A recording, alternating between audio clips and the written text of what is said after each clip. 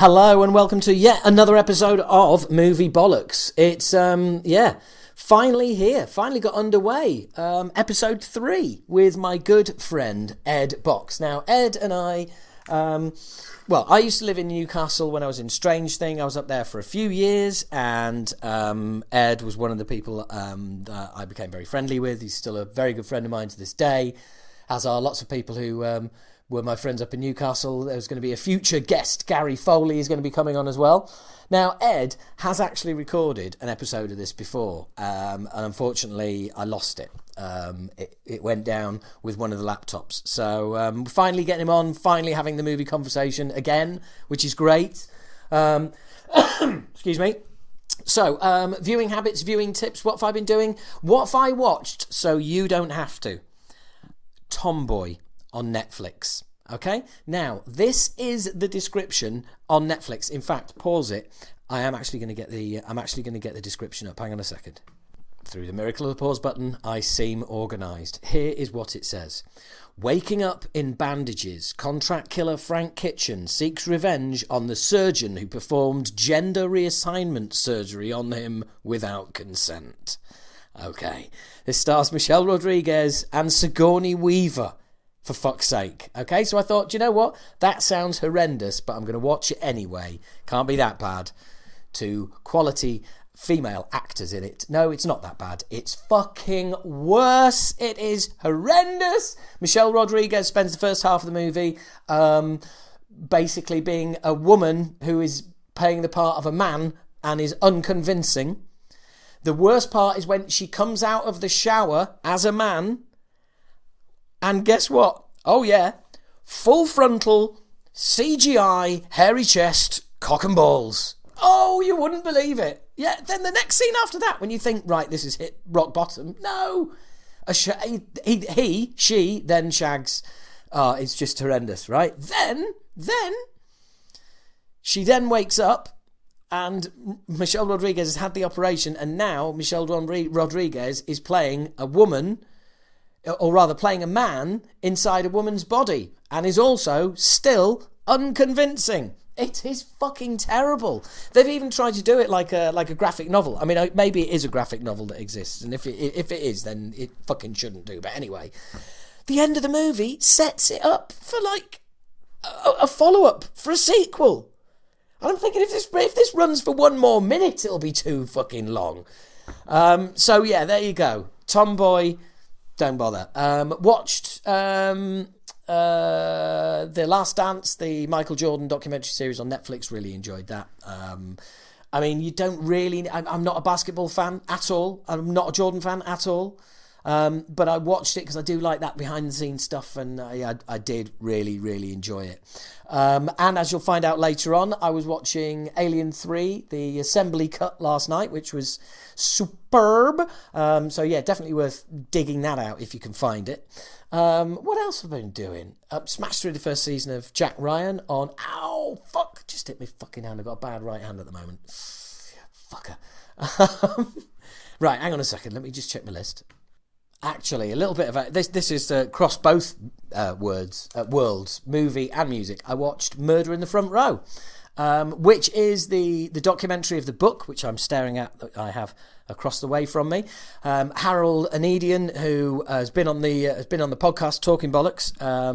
He's one of the people behind it. It's absolutely superb. All of you, get your eyes around it. If you've got Amazon Prime, you can rent it. I think you can rent it on Amazon anyway. But yeah, it's absolutely superb. It's a great documentary. It's great to see Metallica all in there talking just as enthusiastically about everyone else. They're just guests in somebody else's film. And it really is. It captures the essence. There's great old footage. And I watched it with a friend of mine, my best mate, who discovered thrash metal along with me together at the same time. And boy, did it take us back. It was so much fun. It really, really was. It was so much fun. So yeah, I really, really do recommend that. That's got to be worth it. I've also watched a documentary on the making of Script for a Jester's Tear by Marillion, but that's only available with the 5-disc box set 30th anniversary of their album. So Yeah, probably not available to most of you. I've decided I'm going to recommend an old film to people. Later on, you'll hear me recommend. Oh, fucking hell, Howard, come on. Lawrence of Arabia, which is a fucking amazing film. It really, really is. Absolute genius. I'm also going to recommend Rita Sue and Bob 2, a great shagging tale from back in the day. Lots of swearing, lots of shagging. It's fucking stupid. It's brilliant, though. It's absolutely brilliant. Written by Andrea Dunbar, who was born on the council estate where it's filmed and died of a brain hemorrhage in her mid-20s in the pub in the middle of that estate. Very true story, very sad story, but a great movie and worth catching up. And totally off on another tangent, Payback. Right now, if you can track down Payback on Blu-ray, you'll get two movies. You get the movie that you saw at the cinema, or that came out and everybody knew, but there's another disc, and that is the movie they actually wanted to make. And they are two completely different movies. Seriously, they really are. And they're both good, and they've got both have got things going for them that the other one doesn't. And depending on how you feel, you'll improve one. You'll prefer one over the other. Anyway, hopefully that's a handy few tips for your viewing and all the rest of it over these last few weeks to keep you going through the lockdown. But without further ado, I would like to get my guest on. My guest, very, very good friend of mine, and you will now hear all about how I saw Alien 3 originally at the cinema with Ed when I lived in Newcastle. So it's now time to hand you over. And this is Ed and I having a conversation about all things movies, but also about all things, obviously, we used to knock about together in Newcastle. Ed is a incredible guitarist. He's an absolute Geordie metal legend. Obviously he was involved with his band Accelerator. I was involved with my band Strange Thing, and there was loads of basically it was a whole group of us that used to hang out together. We were all into different kinds of music, but it was all heavy, and we were all into our movies, and we used to go on big movie trips together because we were all unemployed, and I would usually be driving. I was the only one who had a car, and we'd go and see movies. But anyway, here's my chat with Ed from not long ago.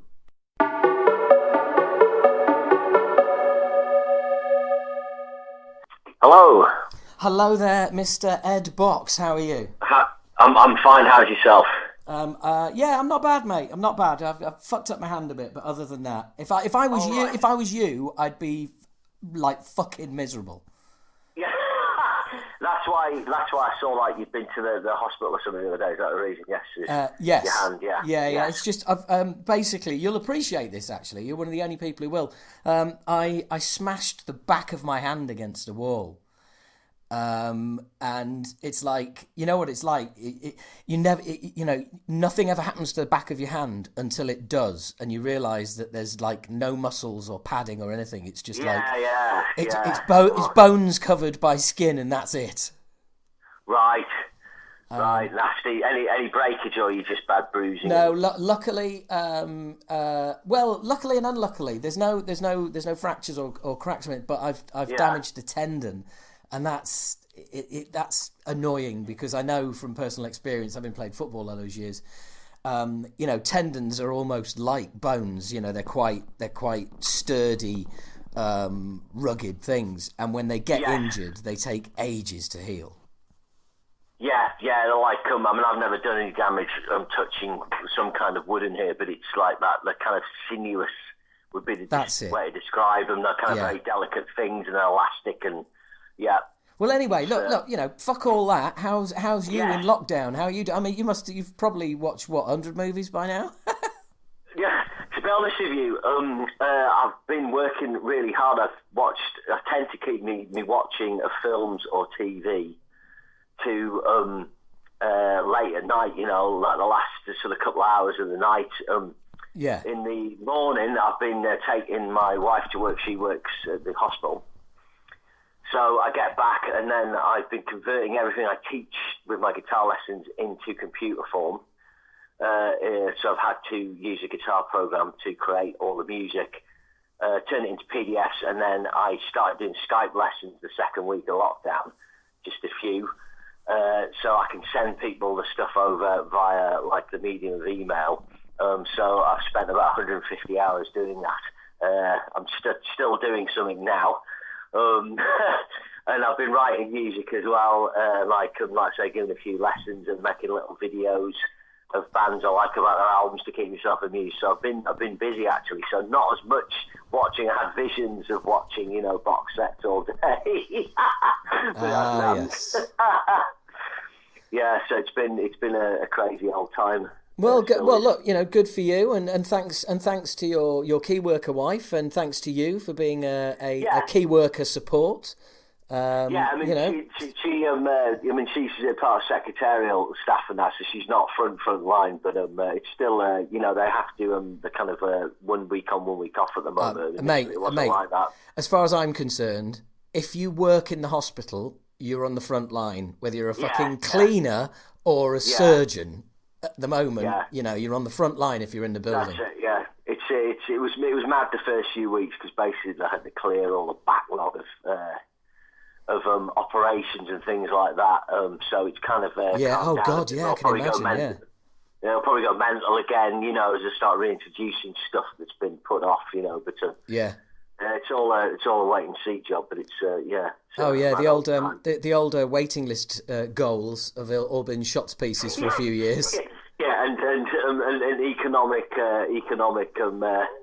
things next. Oh, absolutely, yeah. It's like that's your term of parliament fucked. Absolutely. I tell you what though, brilliant service in the hospital. I was in there. I was in there. Got seen X-ray. Back there, I mean, I was in and out in record time. Admittedly, I was in there for another reason. I'd been there. I'd had an appointment somewhere else, but which was fine. But and then I thought, well, I'm here. I'll go to a casualty, get the hand checked out. Anyway, fucking hell. Let's get on to talking about some movies and films as opposed to what we've been doing and how little we've been watching. No, I've still been watching a bit, but anyway, yes. Well, look, where to start, the perfect place to start, I think it's the perfect place to start, is with what I watched last night. Because what I watched last night was the assembly cut, the 2 hours and 24 minutes of Alien 3.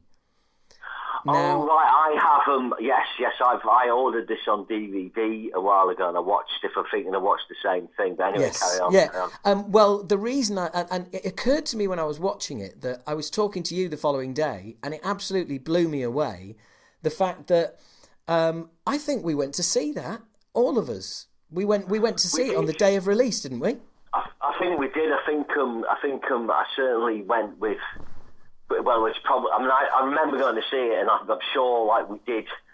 Some of us go. So I'm assuming there's probably you, maybe Gary Foley. Yeah. Maybe there was Murdy, Pete. I'm not sure how many, but there was definitely some of us. We went to the Warner Brothers in Manners in Newcastle. Yeah. When that was still going, I think. Yeah.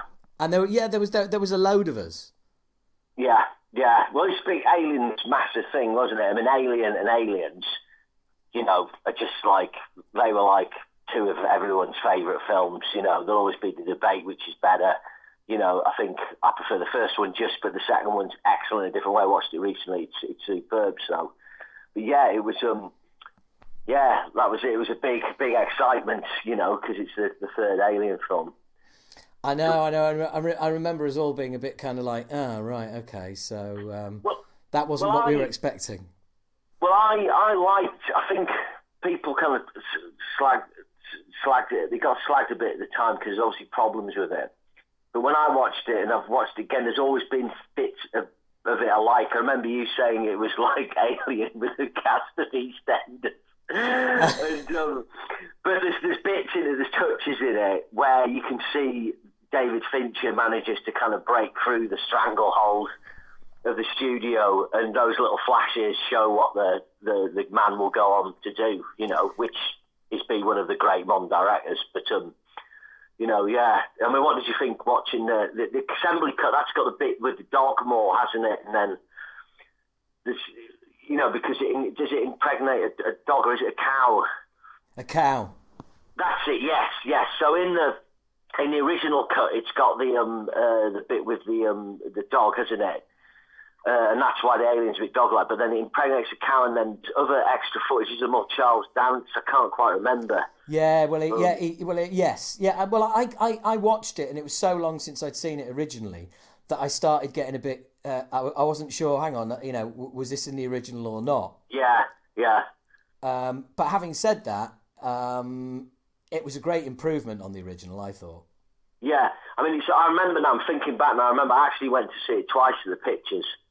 I remember, because often back then, because I had time in my hands, if I really liked a film, we'd go and see it twice. And obviously liked enough of Alien 3 because I love the Alien series that I thought, I want to go and see this again. There was bits in the original, powerful scenes like the autopsy of Newt was really coolly handled, the blood going on a plug hole. And the opening credit sequence is superb. It's got really atmospheric music. Yes. And it's got the cuts to what's going on in the ship. And I think that's really good. I think the music is by Elliot Goldenthal, who ended up doing Batman, or some of the Batman films later on.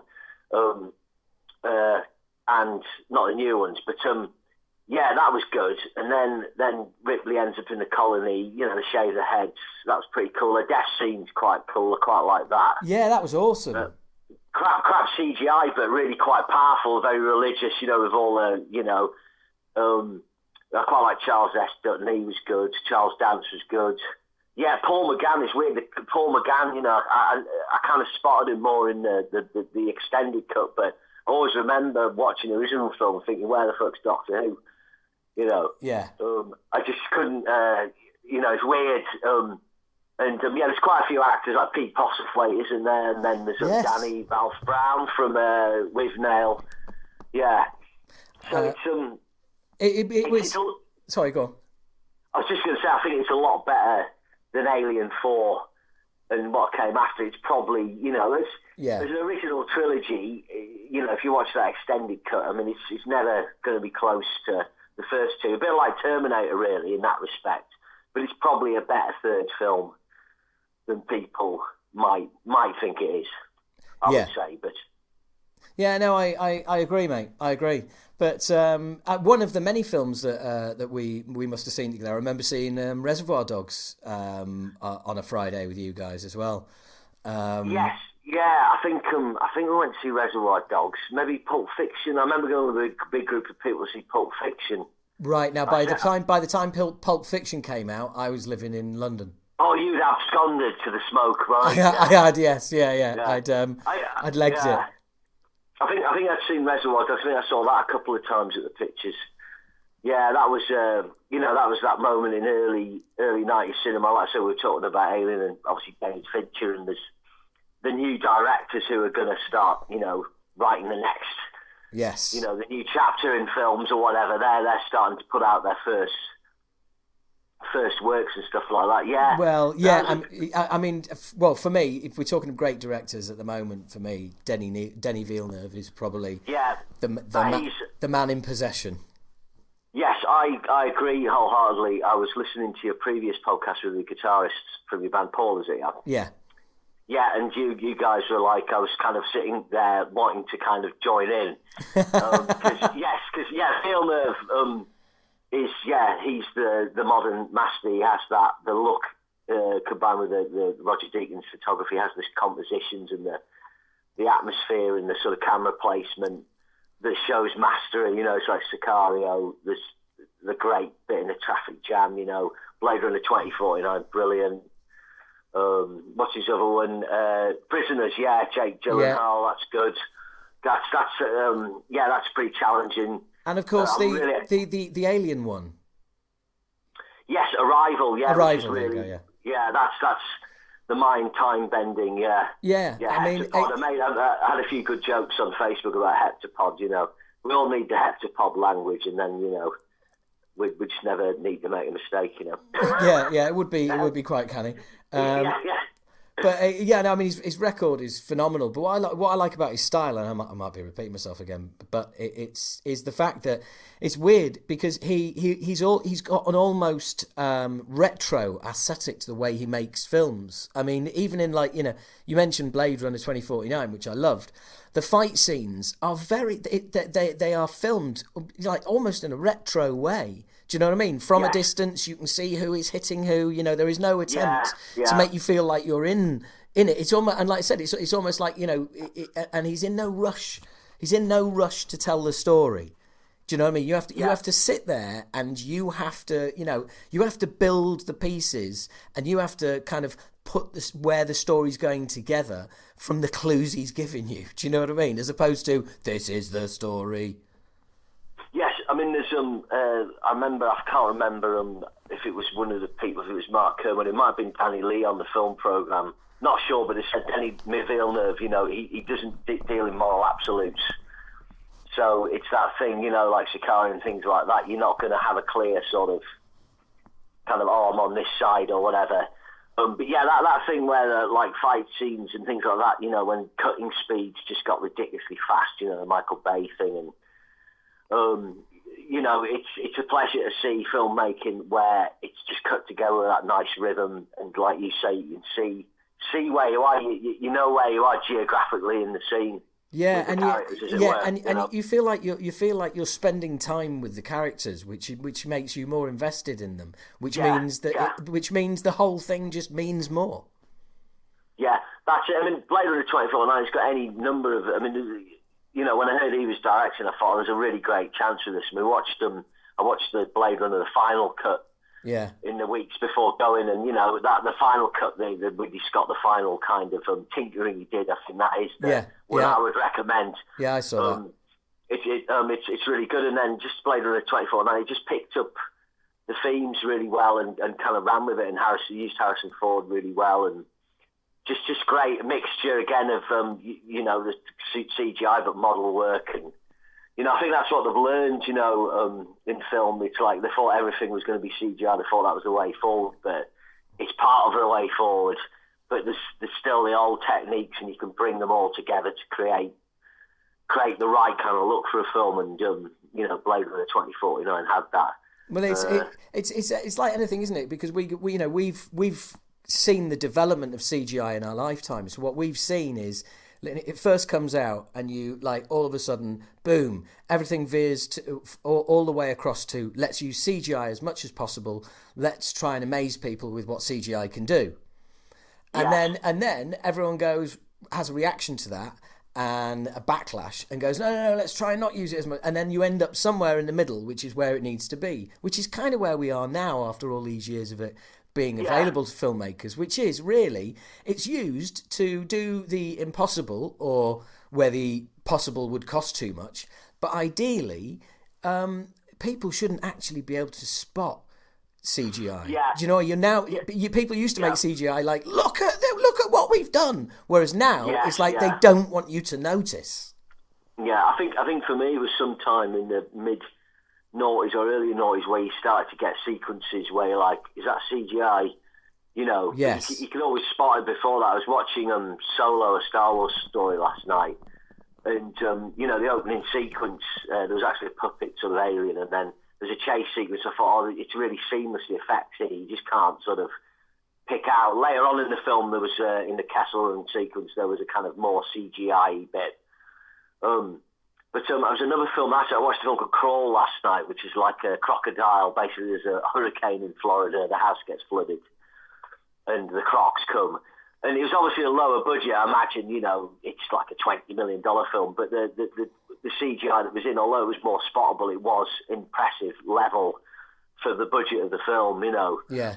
Effective, so it is getting better, but I still feel a lot of the Marvel stuff, you know, they just end up with almost too much CGI. Then the superhero films end up with some mad CGI climax, and you know. But I'm older, you know.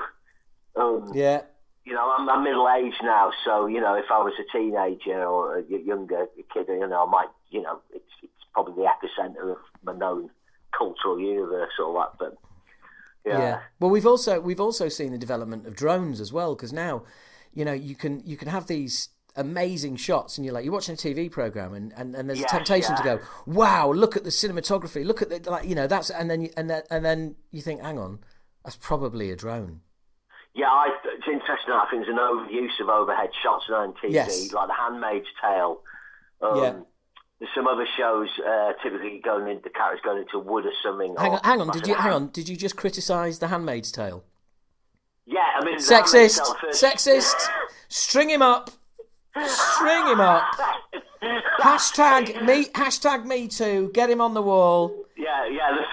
The first series was absolutely superb. Second series, really, really good. I think it's all losing its way a bit as it's got away from the book. No, I've read the book, but yeah, too many overhead shots in that. And like you, I thought, there's a lot of overhead shots, and you realise it's a drone because it's like those in the past when you used to use those spherical kind of cameras for helicopter shots. Yeah. A lot of early 90s films started with shots of the city, and you got that perfect kind of symmetry. Like there's a Thomas Crown Affair and Candyman and stuff like that, all start with shots like that. But now like a drone, But it's that thing, I mean, yeah, I had a guy who was teaching guitar, and he went into droning, and he's been doing work for people. It's like the democratization of the technology, He can do top overhead shots. You can shoot a film on your iPhone, Yeah. It's a mad thing, and, yeah. But again, it's one of those filmmaking fads, isn't it? Drones. It's like, you'll look back on it in years to come and go, oh yeah, drones are just kicked in around here.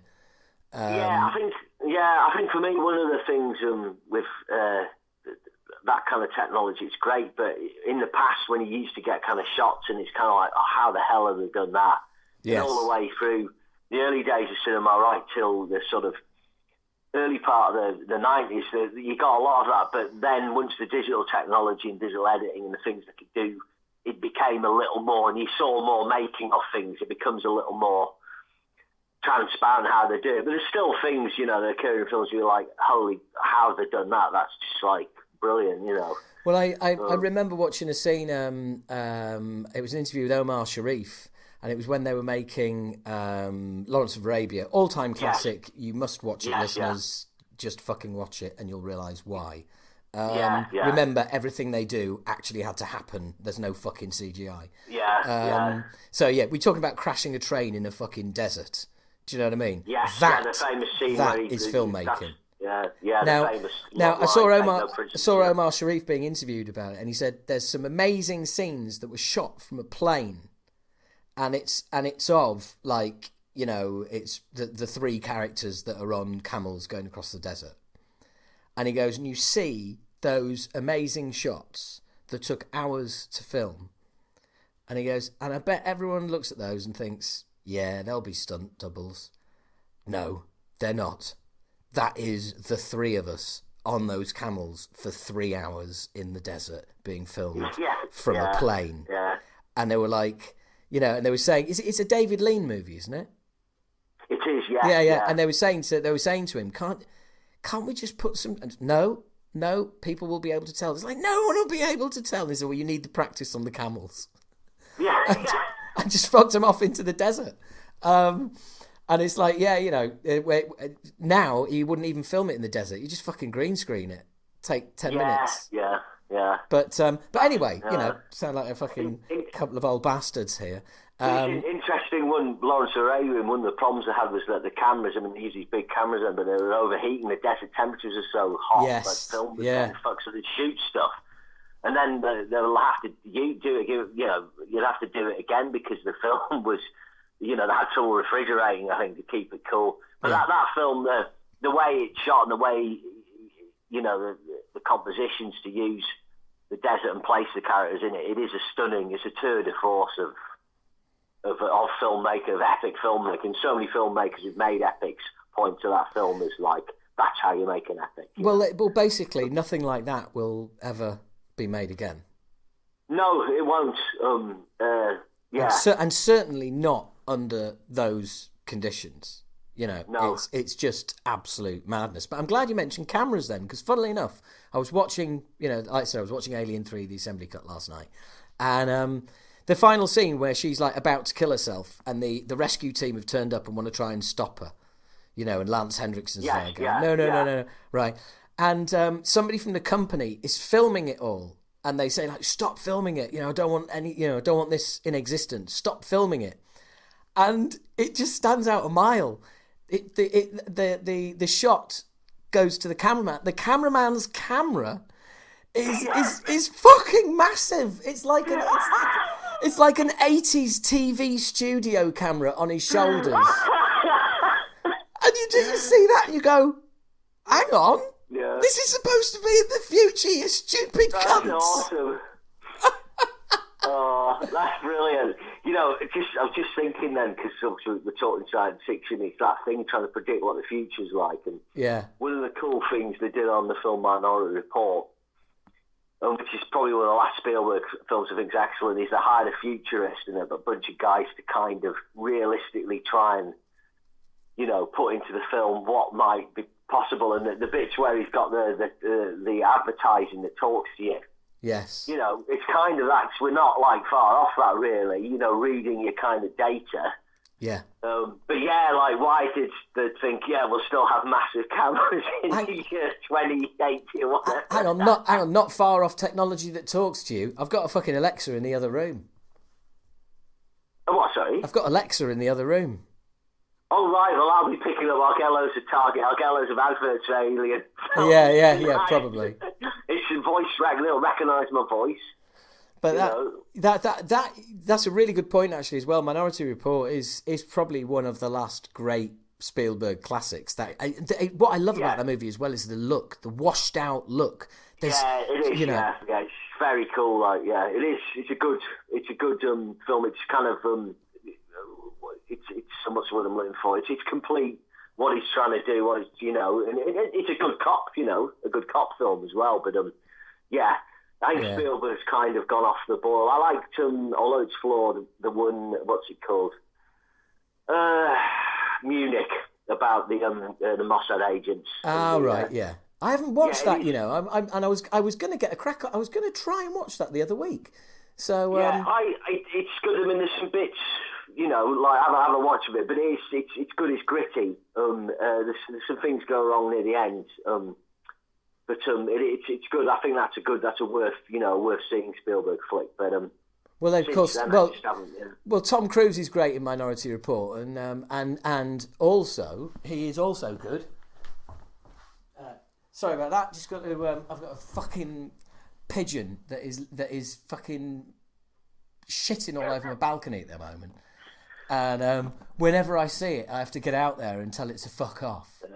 We have a fat pigeon, it's massive, and it just comes and eats all the bird food we put outside. Yeah. Yeah. It's sat in the tree at the moment, the fucking twat. Right, I'm gonna chuck a. Here we go.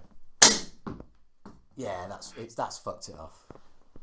Hey. So anyway, sorry, probably rudely interrupted by Pigeon. Cruise is good in Minority Report, and I have to say, I thought the last Mission Impossible was fucking excellent. I mean, he was, it might be an action classic. That, I mean, it's just pretty really much three acts, brilliant 3 acts. Totally got the plot where it kind of means kind of something. But it's fucking relentless as well. Yeah, it just never stops. Very well made, very well made. I mean, the bit where he breaks his ankle and you see it, you're like, fucking hell. I love that bit after that when he's hanging underneath the escalator, and Henry Cavill, I mean, a slab of brick, but he's really good at it, I love the fight scene. Oh, man, the fight scene in the bathroom is so brutal. Good, and Cavill's great in that. He stance, he does this total Queensberry Rules style, putting his whole body into the punch. Yeah, and again, it's that thing you're talking about. The director cut it so you can see what's going on. It's classic. Yes. Yeah. Yeah. I've got it on the video. I've only seen it once, but I've got it recorded and Yeah. In actual fact, the Mission Impossible films are really good. Apart from the second one, they're good. Well, that's a good franchise. Well, that's interesting because we get that's brought us wandering onto into sort of a very pertinent conversation to have at the moment, which would be franchises, because they are they're on the rise. But Mission Impossible has been going for fucking ever, hasn't it? Yeah, I mean, as long as Cruise can keep doing it, I think what they've done is they freshened it up. They started off, they hired the Brian De Palma, that John Woo. The John Woo thing was a mistake, but the film was very popular. Then the third one didn't do quite as well, but they kind of bought the team in that, and they made it kind of grittier. J.J. Abrams, and then they've sort of rolled on from there, you know. Yeah, it's mental. It's like the Fast and Furious. Christ, it just goes on and on. Yeah, I mean, I've got to say, I have never had such little interest in a movie franchise as I have in Fast and Furious. I'm with you. If I was saying to someone, the one I'd recommend watching, and I do think it's pretty good, is the fifth one, They Go to Brazil. And it's got really good scenes around the favelas. But other than that, it's... Hang on, you've actually seen one? I've seen the first one. Yeah. I've seen the fourth one. Well, I kind of flicked through that. I've seen the fifth one, which I watched properly. Then I flicked through the sixth one. The seventh one's got the stupidest stunt ever. Well, it's a CGI stunt. They drive a car out of a skyscraper into another skyscraper. Brilliant. But it's just, the problem with that film is just Vin Diesel. If it wasn't for that, he would be straight to streaming. He'd be like Dave Bautista. You know, but don't you hang on? Isn't there also a film where like there's a car on a runway trying to catch a plane or something? Or yeah, that might be the eighth one or something. Yeah, because I was listening to the Kermode and Mayo film podcast, and basically one of the like they were like, how fucking long is that runway? And one of the listeners figured it out given the estimated speeds that the vehicles were travelling. And it reckoned that the runway needed to be like 8.2 miles or something. You know, I love stuff like, you know, someone's taking the time to kind of, you know, do the physics. Like, awesome. Really like go into detail of like just if you actually wanted to try and do this, what you would need. But yeah, no, it's fucking brilliant. But also, I mean, you know, when it comes to franchises, let's face it, you know, the daddy of them all, Star Wars. We got to talk about that. You and I have watched plenty of Star Wars over the years. Yes, yeah. Now, what did you think to the most recent Star Wars film? Personally, I like to call it the Star Wars All Stars, because that's kind of how it felt. Yes. You know. And instead of Emperor Palpatine, it should have been Expediter Palpatine, as he just constantly just explained what was going on. Yeah. It's interesting that you've to bring on this subject, because I've just started a couple of weeks ago the Star Wars marathon. So. Right, where do we find now? Is that in order of release or order of story? We're doing it in order of story. So we've done the prequels, and then we watched Solo yesterday. Today we will watch Rogue One. Then we'll settle into the original trilogy, and then finish with the new trilogy. Probably be a while before we do the new trilogy, I think. Yeah. So the latest one, I mean, we enjoyed it a lot more than The Last Jedi, but it was completely pandering to fans. It was basically trying to... It's the opposite. It's the opposite of The Last Jedi. Now... It's kind of like, the fans didn't like it, so they just pandered completely to fans. They give Chewie a medal. They have all the people in. They kind of decided, it's a Skywalker saga, didn't they? They tried to tie it all in, but they never had a plan, did they? The thing is, they had a plan, and there was a much better film out there, and the script has leaked since, and everyone's pretty much like, yeah, they should have made that movie. Right. But by the same token, right, I think what Disney didn't realise, and they really... It's unbelievable how they didn't see this coming, right? But George Lucas sold them Star Wars, right? Now, George Lucas, up until these movies, has always been in the background. Not, various levels of hands-on and hands-off, but he's always been there. But when Disney took it over, it was like, right, this is ours now. We're Disney. Cheers. Here's a consulting title in name only. You mean fuck all. We're getting on with this. Yeah. And the fatal mistake they made was that man links all the movies. And what he always did was he always had the other movies, the next episodes, in his head. And they decided to commit to a trilogy and write them one at a time. Yeah. And it's just fucking stupid. There was never a plan. It's like, right, if we're gonna make a new trilogy, what does that look like? How does it end? Yeah. You know, a beginning, a middle, and an end. I want I want treatments for 1, 2, and 3. I mean, when we watched the prequels, I mean, there's numerous problems with those that we know of. Yeah, like they're shit. At least well, we actually thought Revenge of the Sith. The Revenge of the Sith, pretty good. 7 out of 10. Democracy! The opening and last third are really good. The battle with Anakin and Obi-Wan's really good. I think Ewan McGregor's really good in it. And, the worst part of that is how quickly Anakin goes from don't kill him, don't kill him, this is wrong, to Anakin, I am weak. Yeah. And then he just goes to, fuck it. Do you want some kids killing? Because I've got a spare half hour. Yeah. That was we when we saw that at the time, everyone was like, "Oh, that's dodgy." Yeah, it's like literally jumps out. But it's so bad though, isn't it? That when you think you see scenes like that and you think, how did this not jump out the fucking screen to somebody before it got released? Didn't someone somewhere go, look, guys, that is a bit fucking quick. This is the thing with Lucas is, if you go back into the history of him, he makes his top short film THX at college. Then that idea gets turned into his first film, which if you watch it, looks really cool, but it's pretty cold. There's not much character in it. Then on American Graffiti, he shoots that in a month, but they actually hire an acting coach to work with the actors because he's not great with actors, I think. And obviously he can concentrate more on the technical thing. I think with Star Wars, the trilogy, he gets really lucky with the casting. He gets that all-time great casting.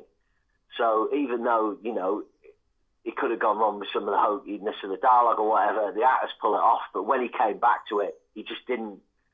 The casting wasn't right, and then also in certain places, and he's the kind of guy from what you read. He goes like, "Yeah, can you say that a little bit faster?" He's not going to be going over there talking about character motivation the way Martin Scorsese would have, guys like that. That's my sort of feeling anyway. Yeah. But the new trilogy, I mean, The Force Awakens looked good. They got the look right. And it was good to bring back the old cast, but when they killed off Han Solo, the way they did that, it was so obvious that was going to happen. It was like a Todd, Vader, Obi-Wan moment. And having, like, the Star Killer base, it's just the Death Star. And in actual fact, my brother saw Force Awakens, and he likes Star Wars, but he's not he's not a mad film nut. He goes, I just watched that Star Wars film the other night. It's the bloody remake of Star Wars.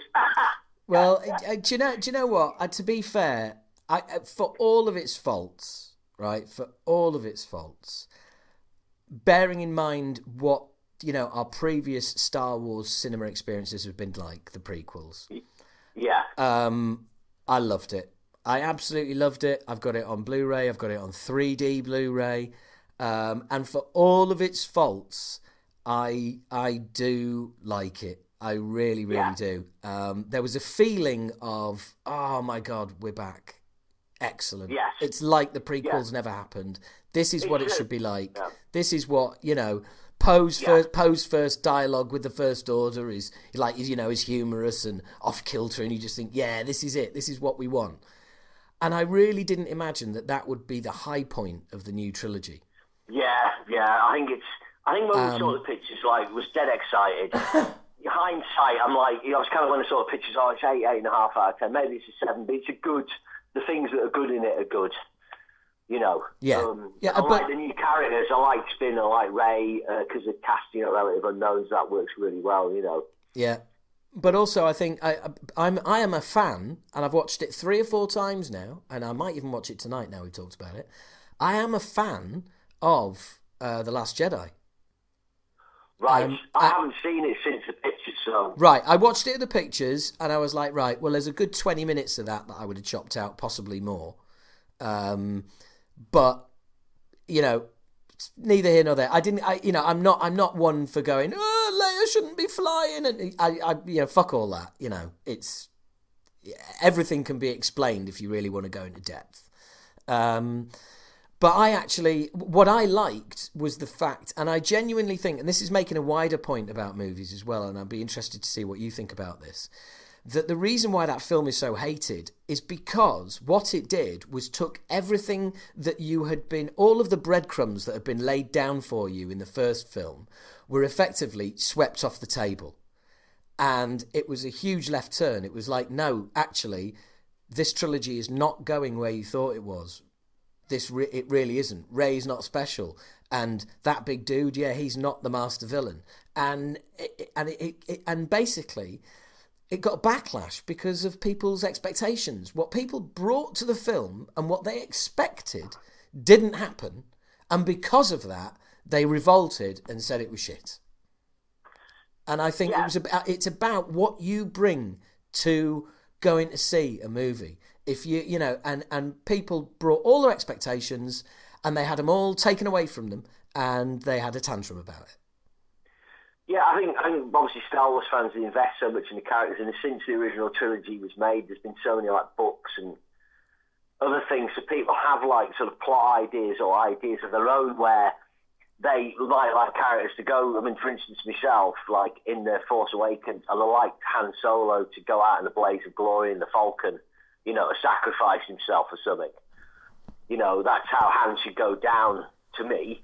And then you get rid of the Falcon and no one else should, you know, be in the Falcon. But, you know, I don't know. Yeah, the Last Jedi, I have to watch it again. At the time, when we came out of the pictures, I goes, what do you think of that? And we didn't really know. And then kind of pub conversations kind of, you know, it kind of, what's the word I'm looking for? You know, people, you know. It's had a kick in. It got a kick in.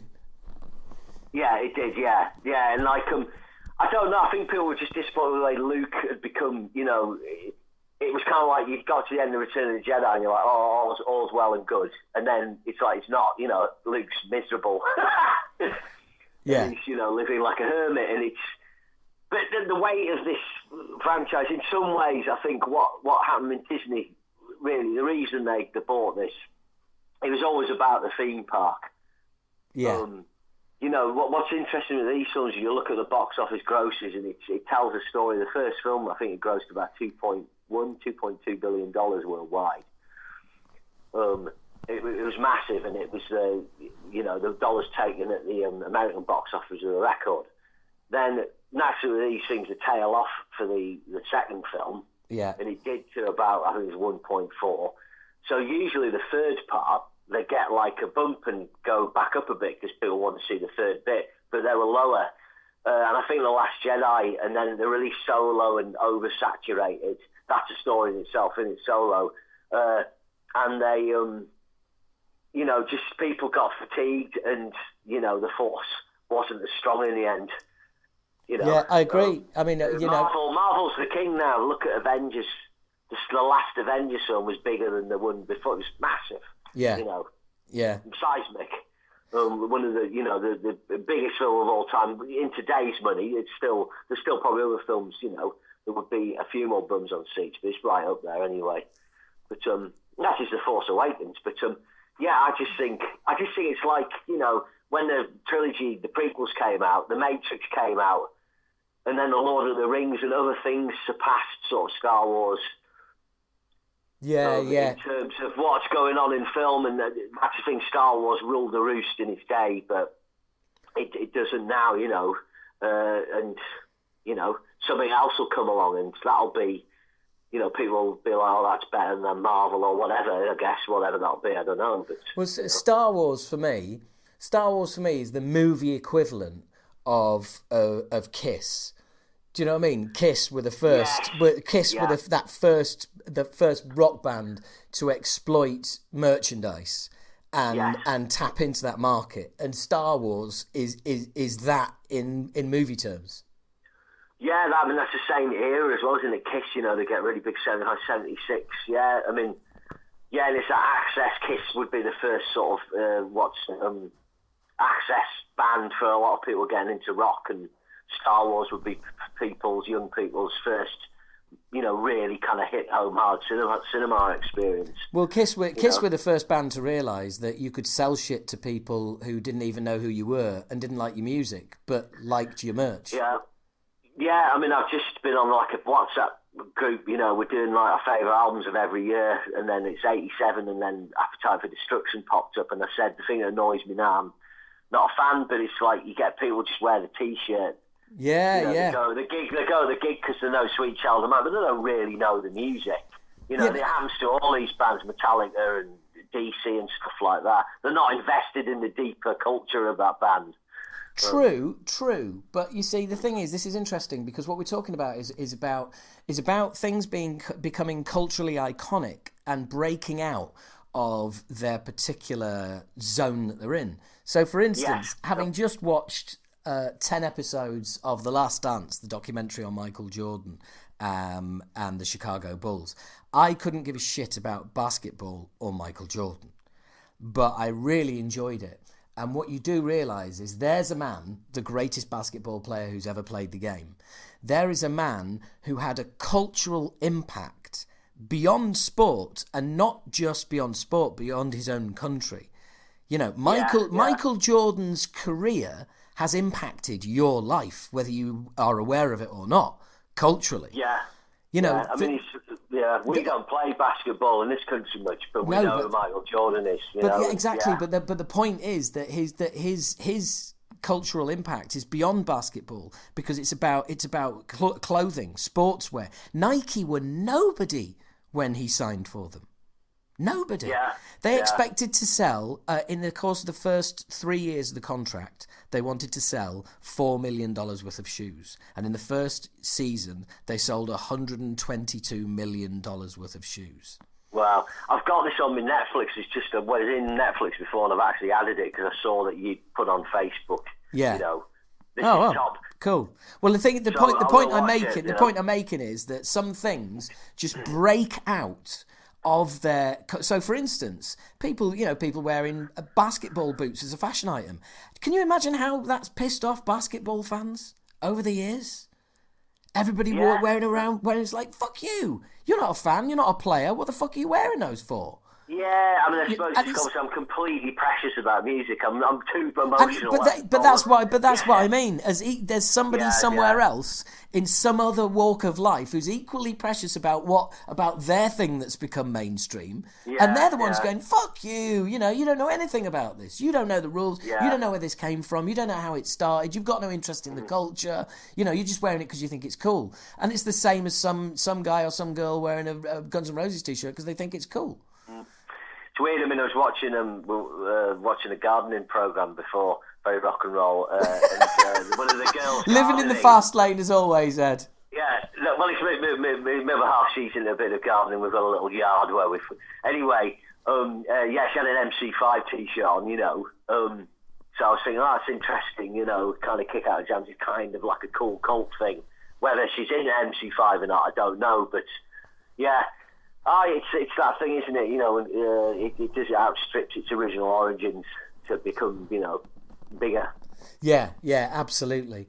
And I mean, I've found myself kind of digging through all sorts for stuff to watch at the moment. I've struggled with movies a bit, I have to say. There's not much out there. I mean, I watched the Chris Hemsworth thing, Extraction, which is like a video game. Brilliantly filmed action. Filmed action. Reminded me a lot of another Netflix movie. The one with is it fucking Charlie Hunnam and what's his name? Ben. Oh fuck me! I always want to call him Ben Stiller. Ben Affleck. Charlie Hunnam. Is it Triple Frontier? Triple Frontier, yeah. Oh fuck me! I've dug that one out. Yeah, it reminded me a bit of that. But it's nothing you'd watch twice, is it?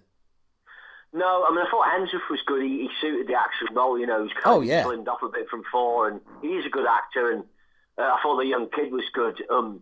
You know, it was a sort of film. If they released it at the cinema properly, it would probably do all right.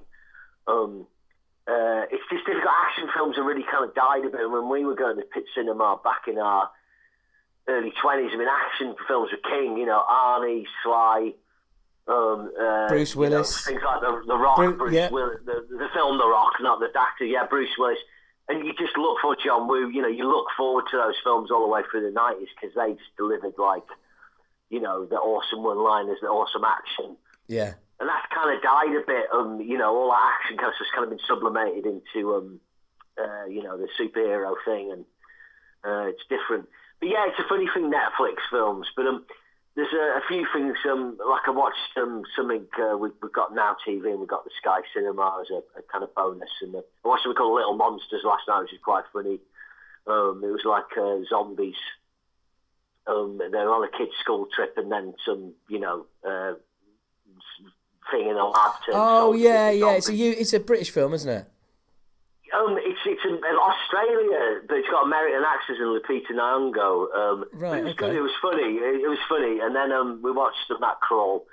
But yeah, there's not much. There's not much out there.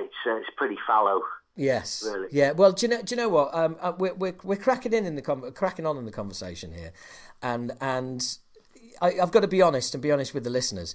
Have we done one or two of these movie conversations before that have ended up getting lost? Was it just the one, or was it actually two? I don't know. We lost one, didn't we? Because I did. Oh no, you lost two. That's because we did the music one. And then we did the movie one, which is a kind of like, that was going to be one of the first ones, I think. And I lost them both. And then they ended up in landfill. Yes. In, corrupted laptop. Yeah. Well, I don't know. We're recycling it now, aren't we? Yeah, no, it's cool. I think we talked about various things, but yes. I was just going to say a good sports documentary, and again, if you don't necessarily have to be in the sport to enjoy, it's Formula One Drive to Survive on Netflix. That's really good. Oh, really? Because I've seen that, and I've just skated past it. It follows the drivers behind the scenes and the contracts, and it's pretty. I think it's pretty good. But well, if you're talking about recommending sports documentaries, if you've got Amazon Prime, you need to watch Take Me Home, Leeds United. Because that... I haven't got Amazon Prime, but is that the one cool? Oh man, that Bielsa's first season, Spygate, you name it, it all kicks off. I mean, it's like, you wouldn't believe it. You would not believe it. Wow. Put it this way, the chaotic nature of our club means that the very first footballing club that Amazon do any kind of work with is Man City.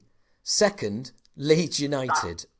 The Man City one's supposed to be awesome. Like, I've just watched it. Yeah. I've decided to go. I've decided to allow Amazon Prime some money whilst I am locked down. Yeah. So yeah, I've been watching a few things on there. I watched the Jack Ryan series actually. I watched the first series in 2 days, and I'm on to season 2 now.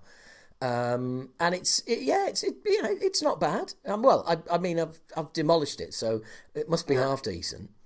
The last series I've done a mega, where like I've gone through the whole series in about I've done it over the course of 6 weeks or something, 2 episodes or an episode, and that was Ray Donovan, the Liv Schreiber series.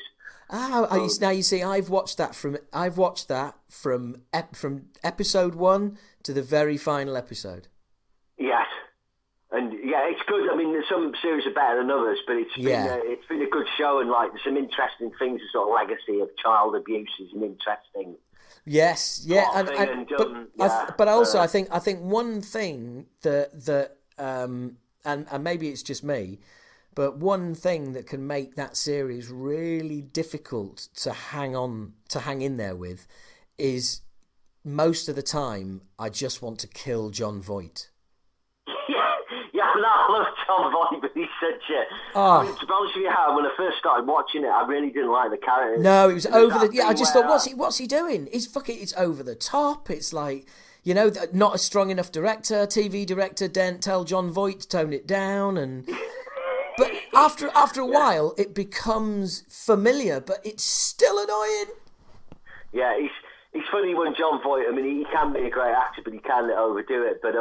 Yeah, and the first few episodes I watched, I didn't like any of the characters. I didn't like the wife. I didn't like Liv Schreiber. But I didn't have anything else to watch. I thought, well, I'll stick with it. And then I got about 4 or 5 or 6 in. It took a while, and then it was like, actually, yeah, I do like this. And so it's been it's kind of left it hanging. Really, I think there's talk of trying to get a series 8 just to kind of. No, it's done. It's done.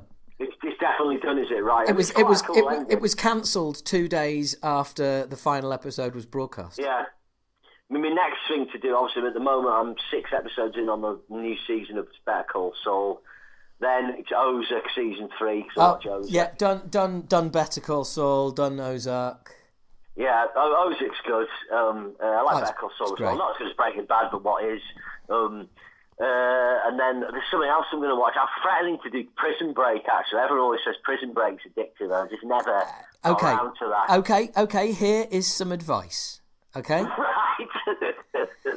Prison Break. Season 1 and you're out. Yeah.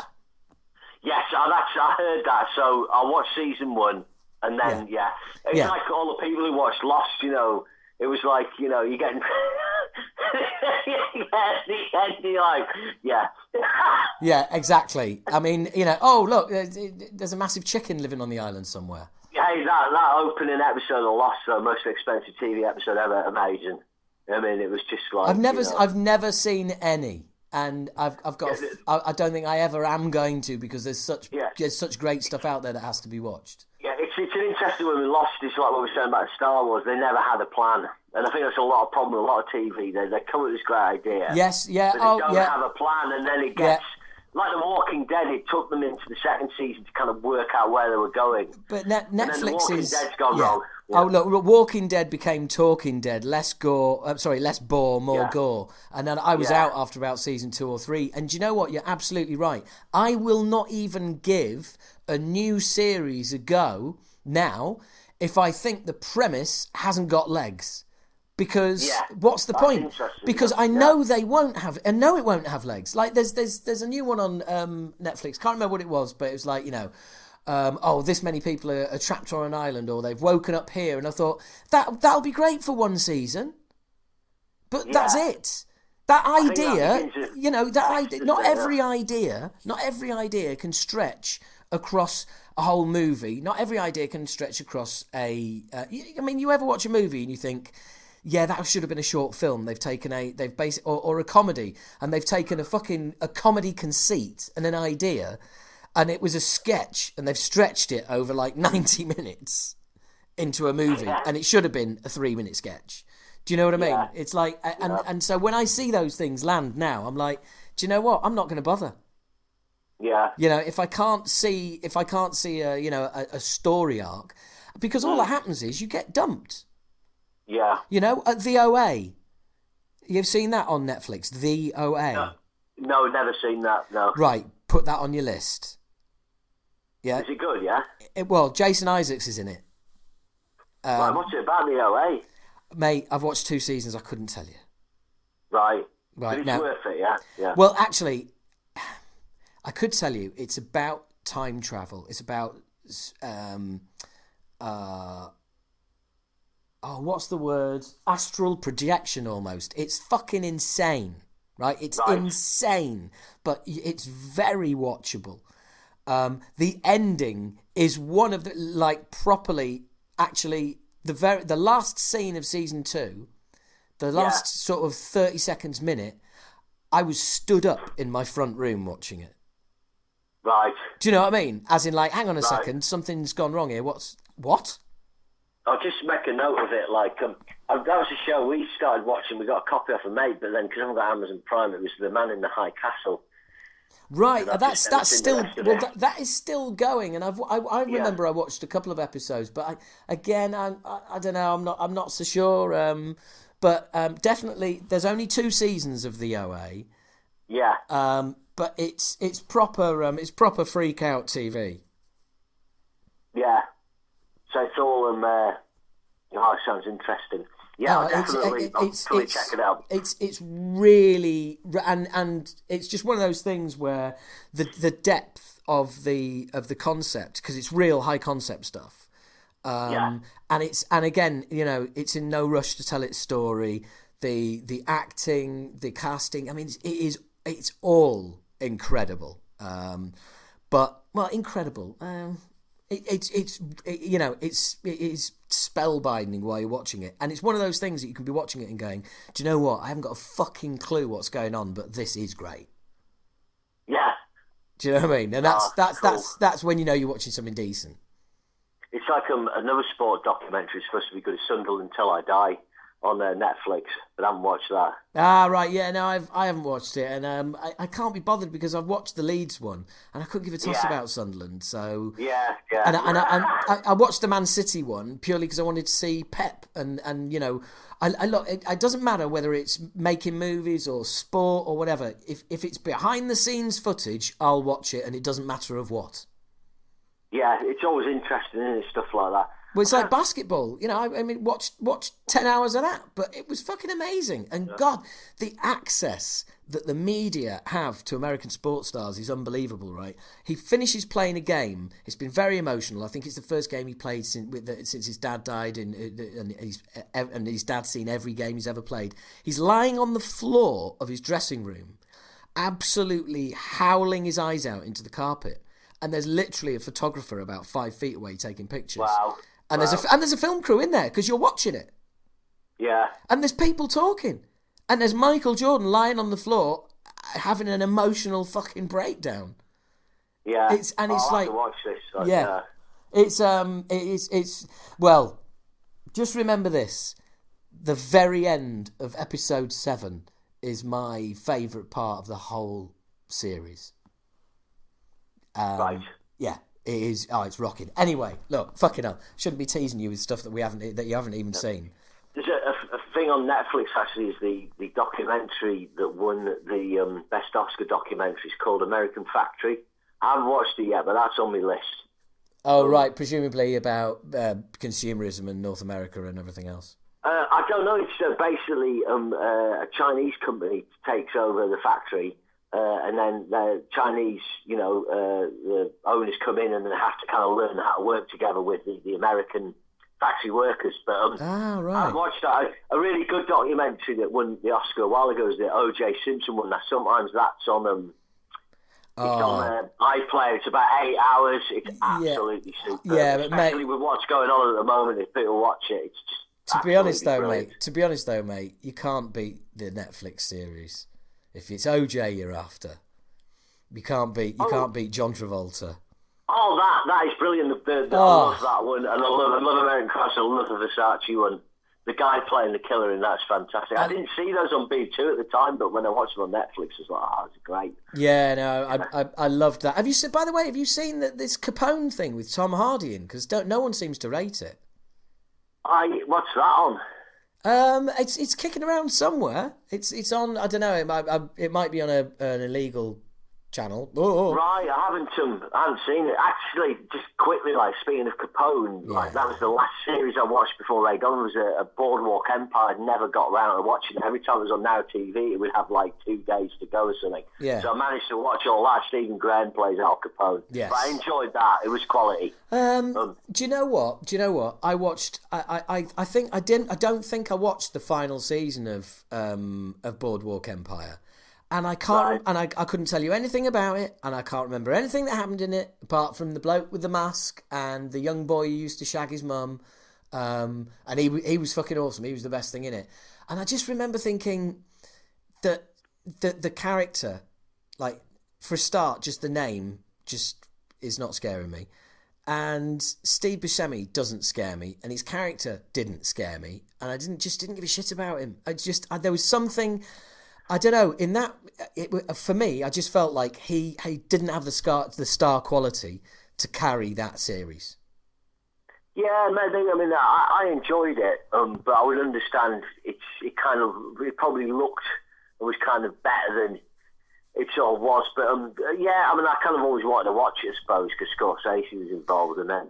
Well, look, Steve Buscemi, I can see what you mean. He wasn't Freddy. It would have been better if it was Bobby Cannavale or something. He played the one of the other bosses, Yes, yeah. Well, we've got to mention, mate. We've got to mention The Irishman while we're here. Yes, I was going to say we're talking about the David Lean thing, and we'll never see these films again. And I went to see The Irishman at the Pictures. Yes, because it only went to the Pictures like 40 days. So I went to Every Man Cinema, which is a kind of small chain in Newcastle, and it's got lovely seating. It's done out like an old Art Deco. And you get food delivered, and it's all very civilised and lovely. and we specifically went. Hang on.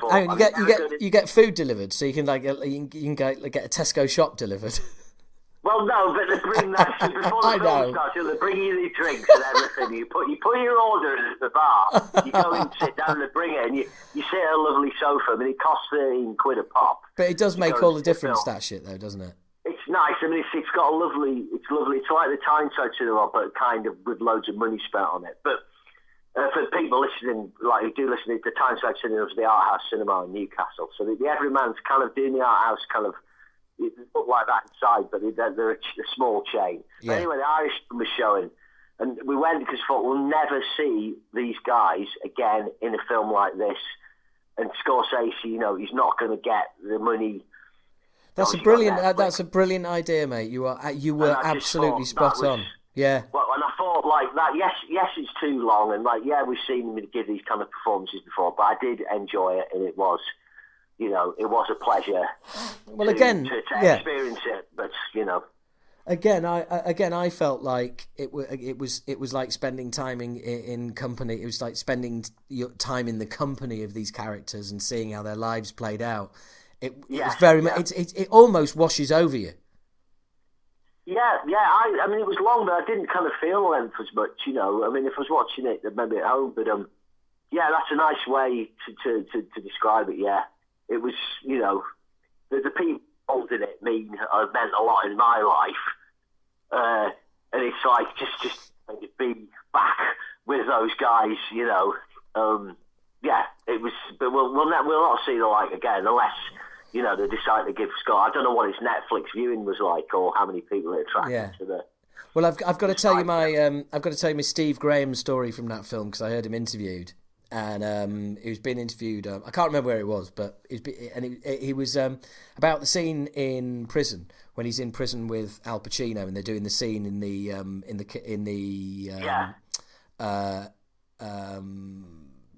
meal room, the fucking canteen. Yes. Yeah. And and Al Pacino's got that ice cream. Yes. Yeah. And Stephen Graham saying, I checked with like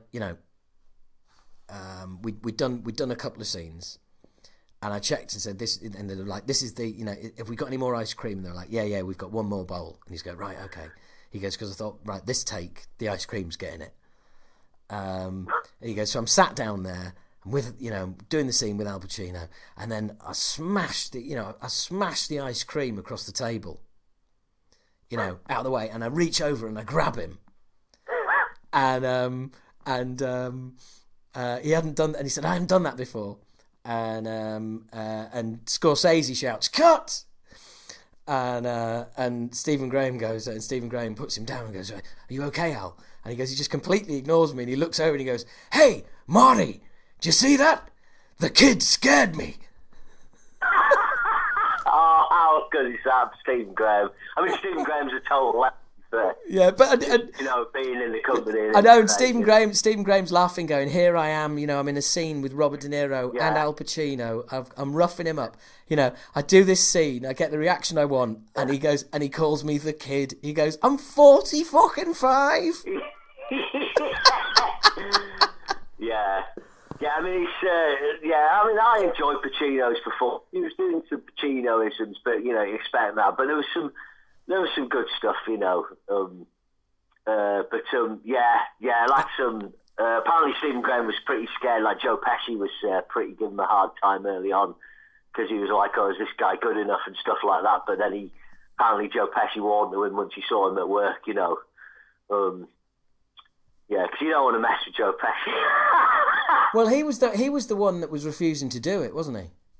Yeah, they bought him out of retirement. Yeah, and it was good. It was kind of his was the one character who was kind of different to the usual character he plays. Yes. I mean, just playing like the kind of guy who's kind of calm and kind of manipulating things. I thought that was interesting. But also, it was interesting the whole Jimmy Hoffa thing and the way. Yeah. And the thing is that you totally felt for Robert De Niro. Yes. Yeah. Because it's like, he was stuck in the middle, but it just, it had to happen. But also, it's like, you saw the the backlash, you know, the fact that he didn't really have a family anymore, you know, and the effect and the way how living his life the way he had basically just destroyed his family.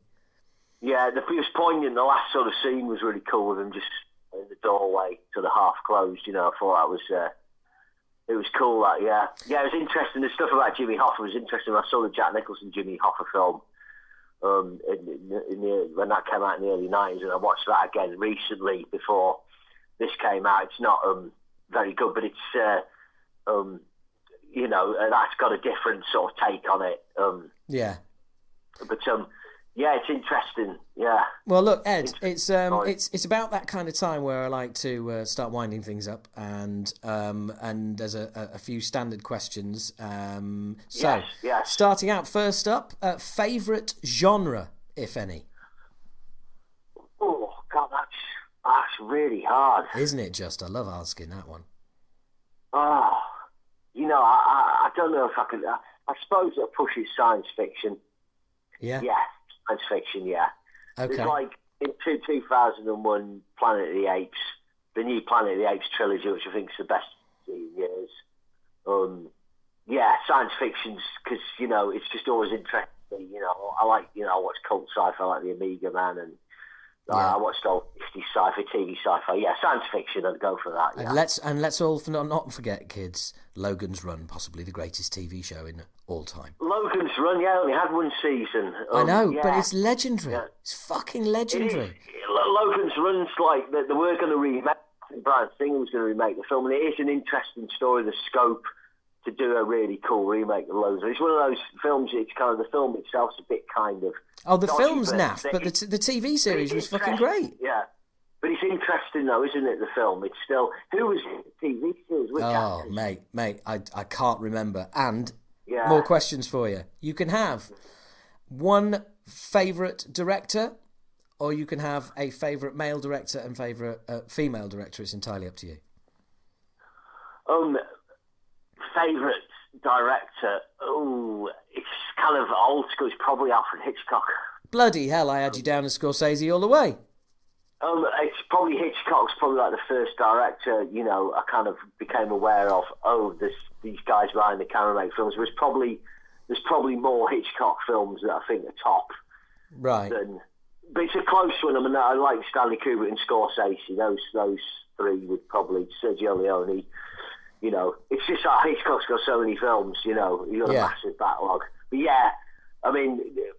Hitchcock, you know, every director owes him so much because in terms of like, you know, telling stories with visuals and, you know, he kind of is, there's a part of him that is cinema in a lot of ways. But yeah, I'll probably go with Hitch. Yep. Okay, cool. Favourite male actor and favourite female actor? Okay, so I'm going to cheat slightly and I'll say my favourite movie star of all time is Clint Eastwood. Okay. I didn't ask for favourite racist.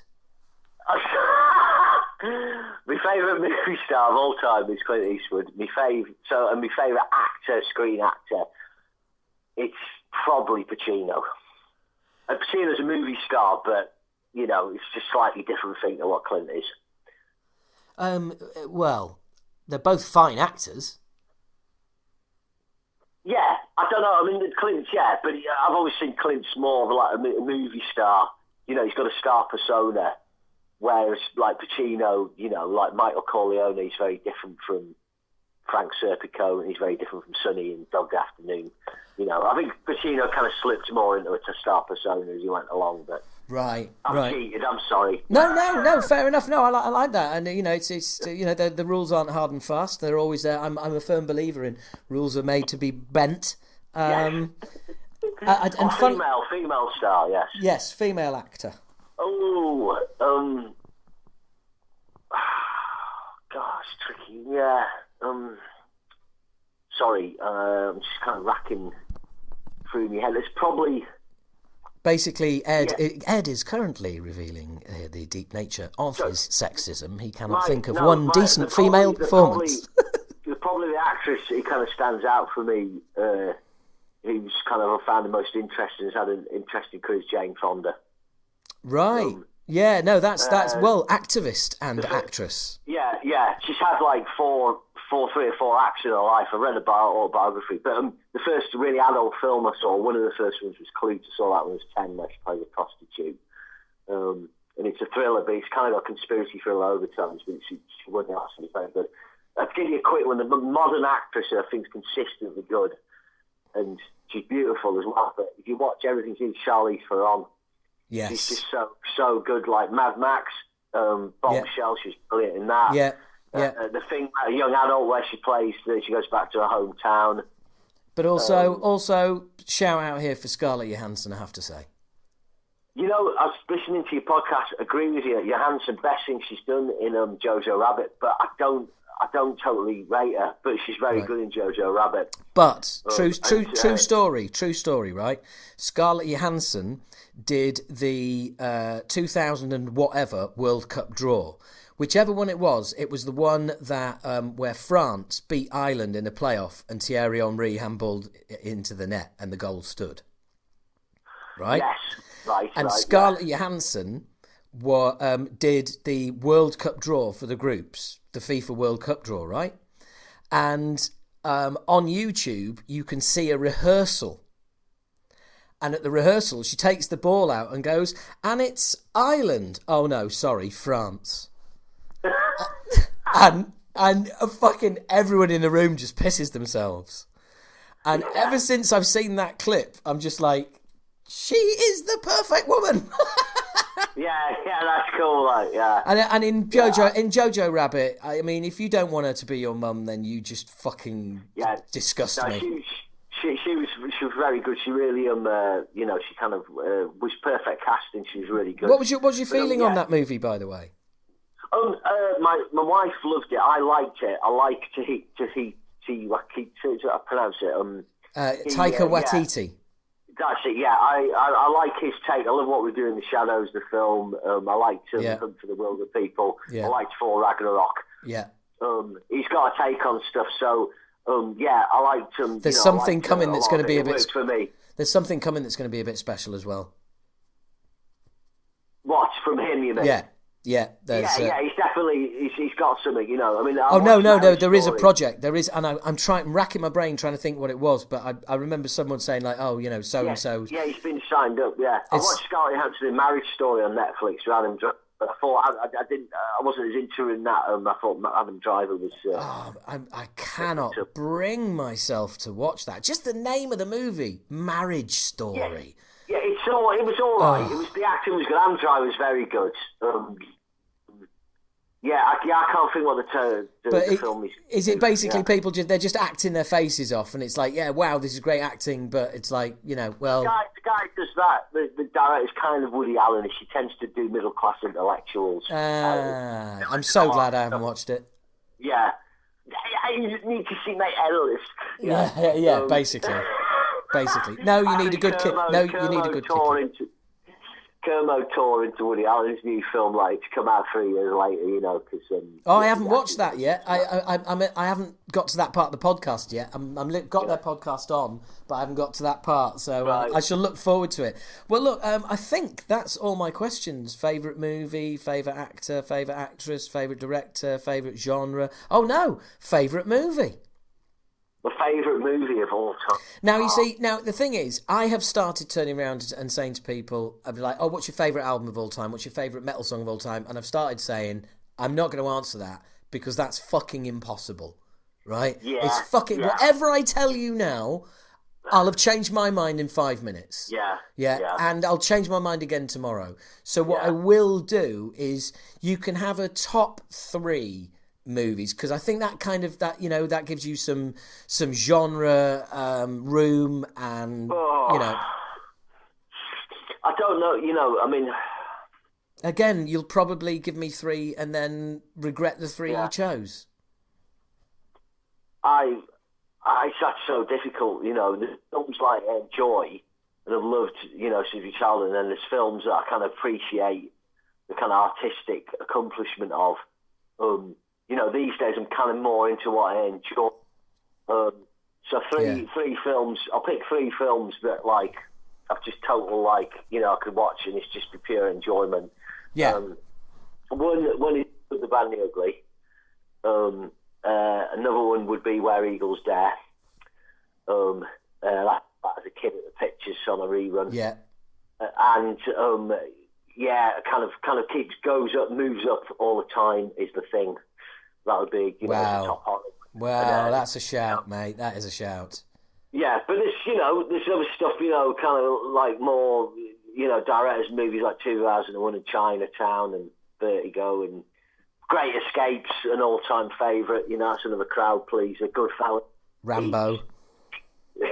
First Blood's a classic. Oh, First Blood is a fucking amazing movie. Yeah, I'd say Heat's my toppest modern film. That's like that's the film where, like, you know, with all the other films would be before then, and that's mate. Didn't we see that together? What year did that come out? I don't know. We didn't. That was 95. Came out early 96 in Britain. I did go with some people. I can remember I went to see it with but we didn't see that. But it's masterpiece, you know. Yeah. Oh well, mate. Well, look, it's been. I'm glad we've got to do this at last. This fucker is actually coming out. I promise you. Yeah, that's cool. I'll just quickly, just one other thing that people aren't interested in. The first kind of film that I saw the pictures where. Oh, that's a good question to add to my list. Thank you. That was like, I think you've asked another question, but it's like Close Encounters was like one, you know, when it was 6. I think it's since James Bond or something, but that kind of stands out. I went to my local cinema. I think the earliest movie earliest movie memory I can have is either Herbie Rides Again or it was Superman and Superman 2 back to back. Yeah, Superman 1 and 2. I mean, still the best comic book superhero films for me. Wow. Yeah. That is absolutely a big shout. They're great. Christopher Reeve's great. Gene Hackman's great. Brando's great. The music's great. Richard Pryor is great. The third Do you know what I mean? Richard Pryor, a coked up, foul-mouthed comedian, is great in it. I mean, what are the chances of that happening? Fucking zero. Yeah, the problem with that film is like he's the star, not Superman, you know. But I went to see that in the pictures. Yeah, I was just quickly like Kermode and Mayo. They're doing a thing on BBC now, which is like the pop. It's lockdown. That's really good because I haven't listened to the podcast. I've missed. I haven't seen any of the TV show. They're doing it once a week. There's been a few on, but it's really good. It's just them in their offices and whatever, and it's just like they just kind of review, and then people actually send in reviews and stuff, and it works really well. They should definitely keep it going. Oh, well, I'm going to, in which case, I'm going to, as soon as we hang up, I'm going to stick my TV on. I'm going to go and find that, and I'm going to download the... Awesome. Well, look, Ed, finally we had this catch-up, and do you know what? We could easily do another hour. We didn't even talk, right, about two of the big things that you and I can talk about for hours, and that is James Bond and Quentin Tarantino. Yeah, well, why not? Let's maybe make another day sometime. Maybe we could wait till the Bond films come out.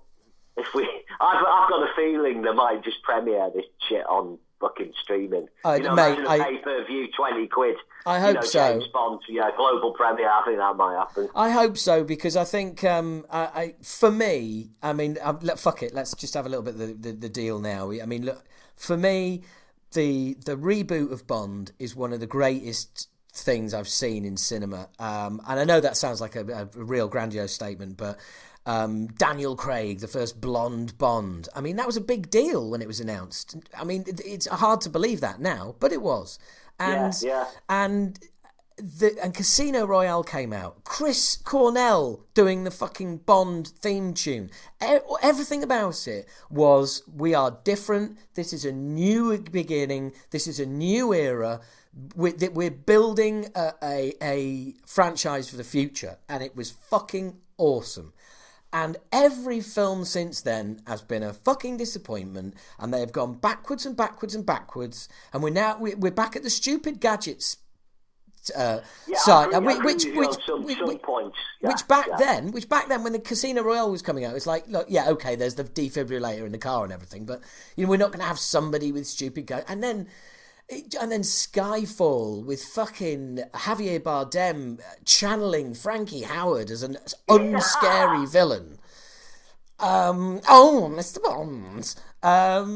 It was just, it's now at a stage that and you know that franchise for me where it really needs help. And the fact that Christoph Waltz is in it and he's going to be doing the Christoph Waltz performance again, the man who has personified evil as someone who doesn't wear socks.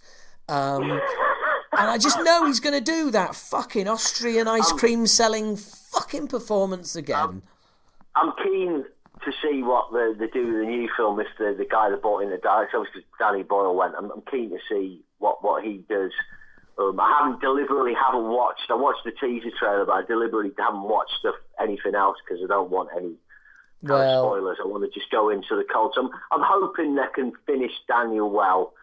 I don't think Boyle going is a good sign at all. I think that was an awesome signing, and the fact that he's gone. But the fact that he's gone for me says that the business of Bond is interfering too much, and he was like, "No, fuck this, guys. This is not how I work." I mean, the thing with Bond is they'll whenever the only time they've really gone sort of radical, aside from recasting the parts they had to, but is License to Kill was seen as quite radical at the time, and obviously Casino Royale with the reboot. But yeah, since they sort of I like Skyfall, but I felt Spectre lost its way in Quantum of Solace. There's obviously problems with that. Skyfall, I genuinely think Skyfall is like Moonraker bad. I mean, that's interesting. There, when Bond, so everyone's got different views. Like which was your first Bond you saw? But it's terrible though. It's terrible. I mean, like they found the only glen in Scotland where the sky doesn't move. They turn that whole being back at that house. They turn that into. I know everyone says that it's like an episode of. For me, everyone says it's Home Alone, but for me, it's like that episode of Only Fools and Horses where they go and accidentally smash, catch the wrong fucking chandelier. It's just fucking terrible, and trains, just all of the breakdown, and also tonally, when Javier Bardem just shoots that person in the head, and Daniel, is that the girl and James Bond's like, oh, that's a bit nasty, isn't it? And if you've ever seen that was all badly handled, that thing, And if you see the honest trailer of Skyfall, it's fucking brilliant. Have you seen any honest trailers? No, I'm going to write a note here. Oh, mate, you'll spend no word of a lie. You and your good lady set some time aside to hook the laptop up to the TV and just watch honest trailers one after another. And you'll keep seeing like different movies that you want to see the trailer of, and it just rips the shit out of every film that you've ever seen. Good ones, bad ones, it just goes at them. But it's brilliant when it shows Skyfall and the voiceover is going, and then shit like this happens, and it's like and it's got Javier Bardem killing that woman, and it looks at the look on James Bond's voice on his face, and the voiceover just goes, Jesus Christ. The thing is with the Bond, I mean, Daniel Craig from Casino Royale, he could have been the greatest Bond, and I think he is a great Bond. But the Sean Connery Bonds, the official ones, they're still consistent. He never made a bad James Bond film, Sean Connery. I mean, well, for me, Skyfall. They're dated, but Well, for me, Skyfall was dated. The follow-up to Casino Royale, Question of Sport, or Quantum of Solace, possibly the worst title ever. Yeah. Then there was Skyfall, that was shit. And then Spectre, cuckoo, fuck off, Christoph. Yeah. Really, fuck off. Yeah, being scary, right? You've decided that you're going to play scary by trying to come across as really unscary. And you know what? You're pulling that off. I'm not scared. Yeah, it's Christoph Waltz. I was excited by his casting, but he has played the same character. That's the thing, Mads Mikkelsen's still the best adversary. Yes, it's just because he played it straight, he was good. Well, Christoph Waltz, unfortunately, his career took off when he won an Oscar in a Quentin Tarantino movie, and it's literally like he's got that and gone, oh, awesome. So that's what I should do from now on, is it? That role, one that I got the Oscar for, is that what I should do? Because that is what I am going to do in every film from now on. Yeah. And in fact, that does bring up an interesting scene. I'd be interested in your thoughts about it on Inglourious Bastards. That's the one. Where the opening scene, the Jew Hunter scene, which is absolutely fantastic, really enjoyable, incredible scene. And then I have since rewatched the movie. And what I found was that first time I saw it, the suspense in that scene is incredible. Yeah. But then the second time I watched it, I was like, oh, right, this only stands up to watching once, doesn't it? Because it's actually dragging it out to an insane length when you've watched it more than once. And that started my problems with the movie second time around from scene one. And I actually quite enjoyed it at the cinema. I don't like, killing Hitler. That was a stupid idea. Not obviously literally, but but fucking hell, I quite enjoyed it at the cinema. I bought the Blu-ray. I ended up giving the Blu-ray away because I tried to watch it 2 or 3 more times, but it just had less and less impact. And I just thought, it really didn't bear repeat viewings. Well, it's one of those things, Tarantino, he's got, like, he's great at kind of introducing the actors or seeing something else in an actor other directors would normally see. He's done that with John Travolta, Bruce Willis, and so on. But he's Uma Thurman. But he's lacks discipline, and I mean, Inglourious Basterds, I like it, but I've liked. The only Tarantino film I haven't really liked is Death Proof. But to Kill Bill 2, you could make one really good Kill Bill film out of the two of them. Couldn't you? I liked Once Upon a Time in Hollywood. Oh man! Oh, I did, man. yeah. But maybe when I watch it again, maybe I won't think the same. Look. You're allowed to like it. I mean, Paul liked it as well. Yeah, the pictures. I loved Brad Pitt's character. I loved his performance. I just thought, what a great bloke. I loved DiCaprio.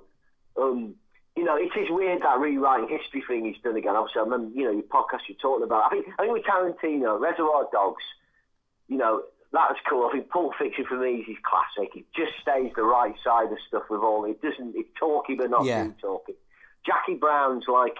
That's the beginning of the end. Jackie Brown is the beginning of the end because he gets away with an extremely long movie and effectively showing you the exact same scene from just different angles, and he just about got away with it. And for me, the fact that he got away with that and that he wasn't brought to book over that means that we've had years of overlong shit with his fucking banana face in it as well all the time. He can't stay out of his own fucking way. Yeah, it's really jarring. Django's interesting because Django has that big shootout and you think climax and then it carries on. But I think that's a problem with films in general. People don't know when to. Like we were watching Solo yesterday, and then they have the Kessel Run scene, and then he goes to some places in another 30 minutes, and it's like you've just done the, you know what I mean? Yeah, you've just had the climax of the movie. Yeah, it's just there's so many films on Tarantino's like that. Films have got too long. It was quite refreshing last night. The films I watched were 90 minutes and 82 minutes. Oh, and a lot of my favourite films, so like Dirty Harry's 100 minutes long. It's perfect, mate. Have you got around to? Because I think I might have recommended this to you when we did the now deleted podcast. Have you got around to watching on Netflix the something of caring? Is it the Principles of Caring? Yeah, that was the Paul Rudd film. Yes. Yeah, I have seen it. I saw that a while ago. Yeah. Because I'm sure I said the Fundamentals of Caring. That's it. Because I'm sure I flagged that up for you. Yeah. It's fucking great, isn't it?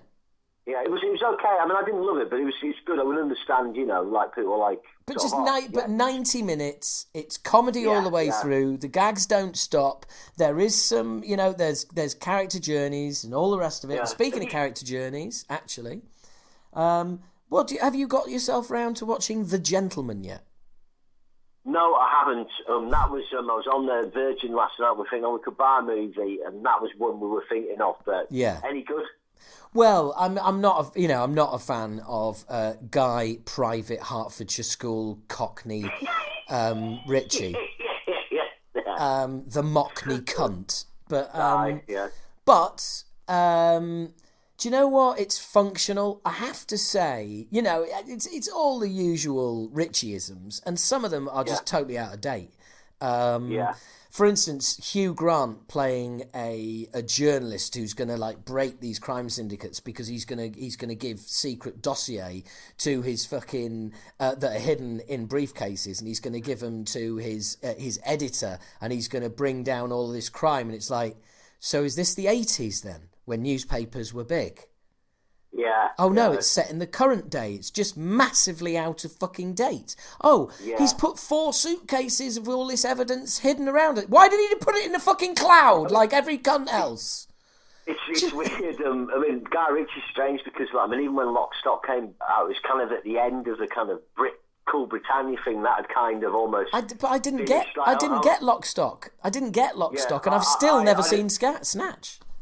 I've only seen Snatch once. I didn't like Snatch at the time, but I have a feeling that might be better if I watched it again. But I wasn't fullest with Rock-a-Roller. I thought he did quite a good job with the Sherlock Holmes films, actually. Do you know what? Absolutely. And what does that tell us? What does that tell us? Why do they stand out like a sore thumb in his catalogue? I'll tell you why. He hasn't got an original idea in his fucking skull. That's why. So give him something where everything already exists and he can make you, give him the parts and he'll make you a house. Just don't expect him to go out and chop trees down and make you a house. Yeah. You know? I mean, they were all right. I haven't watched them again, but there were kind of these rich things he does kind of work very well. Well, I'll say now, I personally, I think the worst film I've ever seen at the cinema was a movie called Revolver, which is. I watched it. It's so it's pretentious. It's when he was going out with Madonna and Cabela. But it's beyond belief. I mean, any film that can make me dread the next appearance of Ray Liotta has really, really overstayed its welcome. He's one of my favourite actors, and I was just dreading seeing his face. Yeah, it was just hideous. But anyway, look, Ed, we've done another fucking 20 minutes anyway. I know. I'm sure there was like it was like Columbo. I'm sure there was just like this is just one more thing, but I can't. Yes. I can't think. But movies. There's so many things to watch. There's so many things. Absolutely. But, well, look. But last thing I was just going to say is like Tarantino was. It's like when he came out as this ready-made auteur, and a lot of people have got into film through him and the whole sort of film culture thing. But he lacks discipline. He needs to discipline himself. But his films are successful, so he won't. So, but it's funny because you talk to anybody of younger generations, certainly sort of filmmakers in their early 20s. I was speaking to one recently, and it was like, Tarantino is God, and I'm like, Tarantino is fucking overrated, has fucking ruined his own career, has been in desperate need of an editor for fucking years, and ultimately, for me, it's a career unfulfilled. I just look at what he's done, and there's so many indications along the line of what was possible and what he could have delivered. And our guitarist Paul is also a filmmaker, and he did an edit of The Hateful Eight, and he said, without even taking the razor blade to it, you can take like 25 minutes out of it just through needless overlong establishing shots. Yeah. That's interesting. Obviously, he's just put it into something and then he's just chopped it up there. Have you ever seen? Yeah. Have you ever total right turn here? Have you ever seen the edit of The Hobbit, which is 1 3.5 hour movie? No, never bothered because I just couldn't be bothered. I watched a bit of The Hobbit, and like we kind of flicked through. We're like, this is boring, Brilliant. Brilliant. Yeah. Right. Well, on that note, mate, it's been awesome. Cheers, mate. Thanks. I've enjoyed this. Awesome. It's been great fun. You take care, man. Right. See you soon. Speak to you soon, mate. Take care. Bye. Thanks. Bye. Bye. Bye. And as you can tell there, we had a right laugh. Hopefully you enjoyed that. It was a great catch up with Ed again. And I think we're gonna have to get him on because there's just I think about there's about 20 minutes of that interview that after I said, right, let's pack this in. Yeah, he's just a top man, so knowledgeable when it comes to film and metal and playing the guitar. Honestly, I'm fucking jealous. But yeah, top man, great to have him on. I hope you really enjoyed it. Any movie suggestions or guest suggestions, ping them over, ping them in, and keep listening to Movie Bollocks. Hopefully this is helping the lockdown pass a little easier. Speak to you again soon. Ta-ra. Oh, no, actually, before I go, may as well tell you who the next episode of Movie Bollocks is going to be with. Believe it or not, the next episode of Movie Bollocks is with none other than legendary heavy metal drummer Jimmy DeGrasso. Yeah, cool, huh? Oh yeah, they're all queuing up to get on here. See you next time. Well, I won't see anybody. Speak to you next time now. Bye.